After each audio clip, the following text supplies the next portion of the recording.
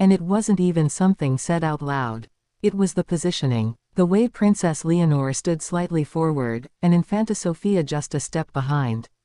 Not dramatically. Not in a way most people would notice immediately. But enough that, if you're paying attention, you start to ask. Is that just family dynamics, or is that the actual structure of power quietly being shown to us in real time? Because here's the thing nobody really explains clearly. There is a distribution of power between Leonor and Sofia. But it's not the kind of power people usually imagine. No rivalry, no competition, no split authority. It's something much more precise than that. Let's get straight into it. In the Spanish monarchy, Leonor is not just the older sister. She is the direct heir. Which means her role isn't shared. It's centralized. But that raises a deeper question. If one sister holds the future crown, then what exactly is the role of the other? And this is where the story becomes more interesting than most headlines. Because Infanta Sofia doesn't hold power in the traditional sense. She holds supporting influence, which sounds small, but in reality, it's critical. Let me explain it in a way that actually makes sense. Think of the monarchy not as a spotlight, but as a structure. Leonor is the center beam, the one everything rests on. But Sofia, she's part of the framework that keeps that beam stable. Now here's my personal take, my human marker.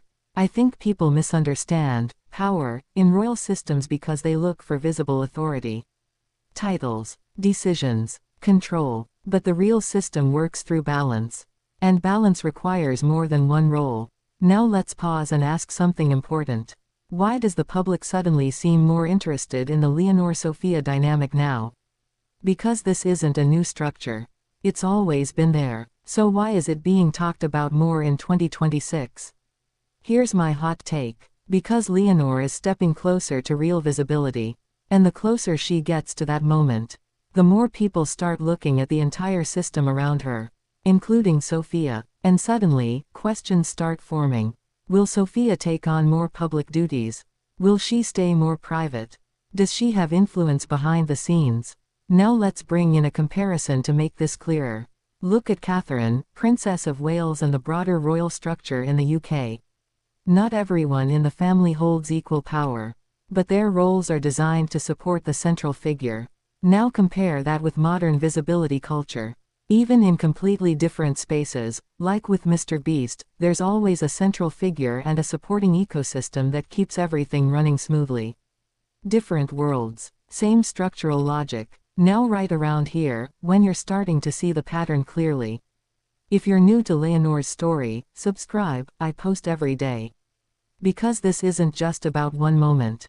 It's about understanding the system over time.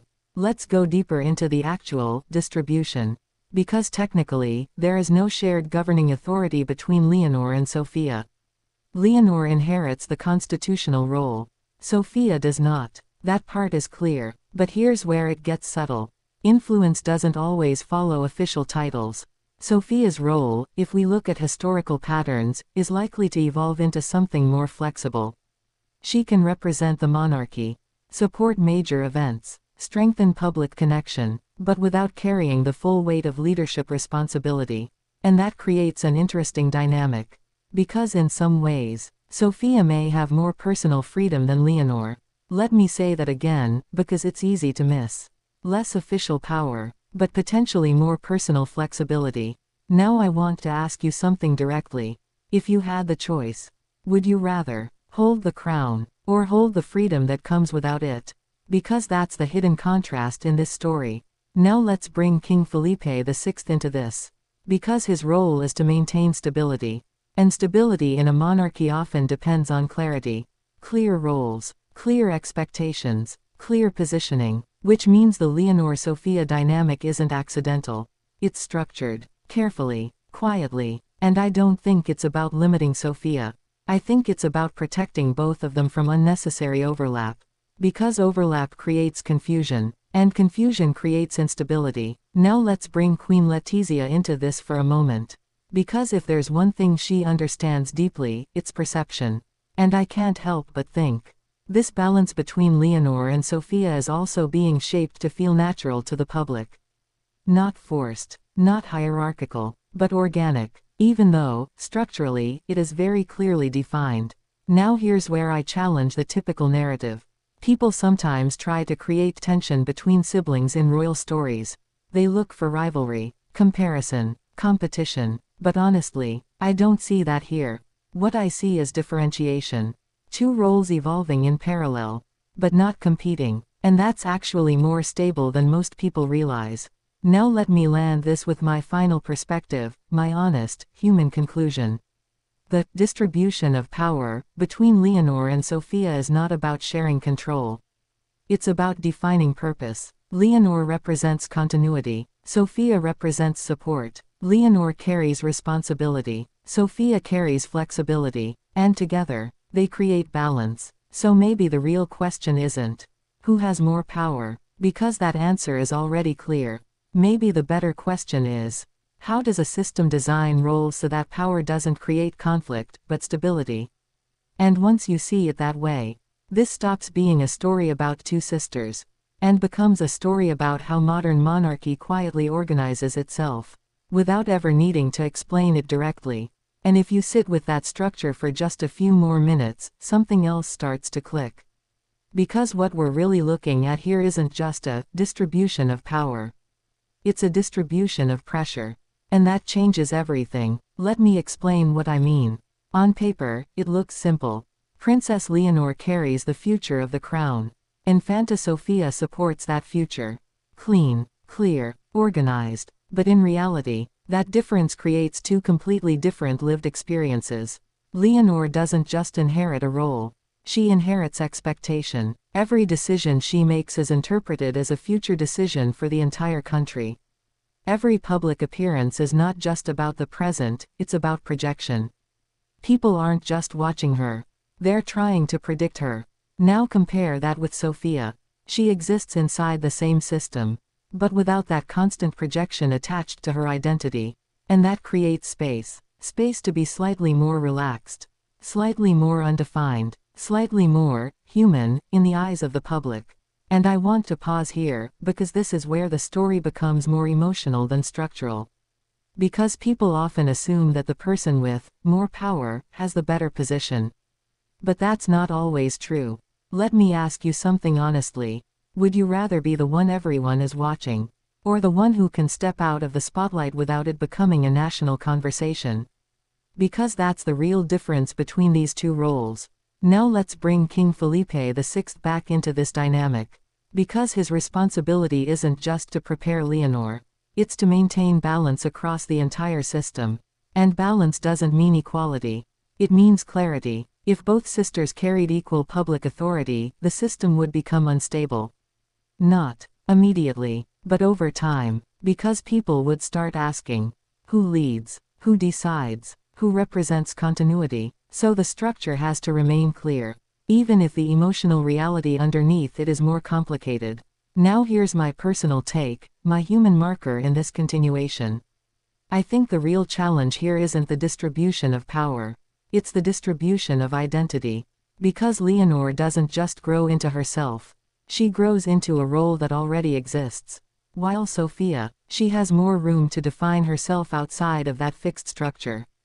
And that difference is subtle. But it shapes everything. Now let's widen this again, because this pattern isn't unique to royalty. You see it in leadership families, in business dynasties, even in modern creator ecosystems. There's always a central figure. And then there are supporting figures who help stabilize the system. Look again at someone like MrBeast. He's the face, the pressure point, the expectation. But behind him, there's a network of people who support, stabilize, and extend the system without carrying the same level of scrutiny. Different world, same structure. And that's why I think people are becoming more interested in Sofia now. Because as Leonor's role becomes clearer, Sofia's role becomes more visible by contrast.